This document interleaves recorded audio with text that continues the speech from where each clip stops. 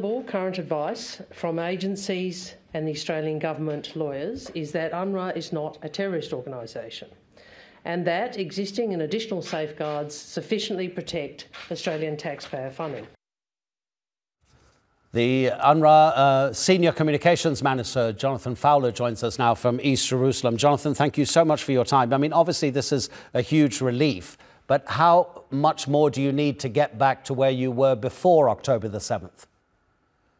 Well, first of all, I mean, obviously, we are very happy, and we respect the fact that the funding has been resumed by Australia and previously by Canada and Sweden.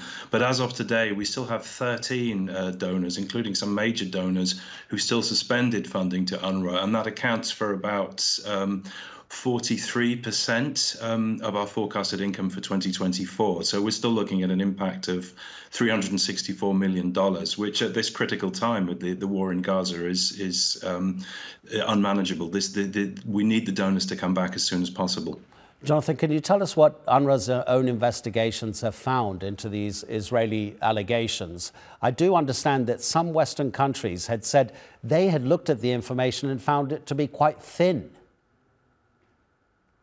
Well, I should emphasize that there's an independent United Nations investigation into these allegations. This is not an UNRWA investigation, so I can't comment on those details, as this is not something we're conducting ourselves. But indeed, we never received evidence directly from the Israeli authorities. You would need to speak with the investigators for the UN Office for Internal Oversight Services to establish whether or not they received evidence. But as it stands, we have had nothing. I do also want to stress that we're talking about allegations against 12 staff members in an agency, a United Nations agency with 30,000 people. So that's 0.04% of our staff. That's not to minimize the nature of the allegations, of course. And we have absolutely condemned the abhorrent attacks on Israel of the 7th of October. But we do need to put perspective on this and underline that we're talking about a small allegations against a very small handful of staff. Yeah, of course. And the United Nations has lost, what, more than 150 employees in Gaza? I imagine quite a few of them are colleagues of yours at UNRWA. How difficult is the job right now?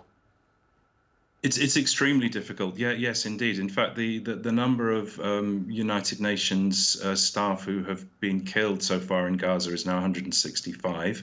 This is an absolute tragedy. Many the staff have been killed with their families, or they've been killed on duty.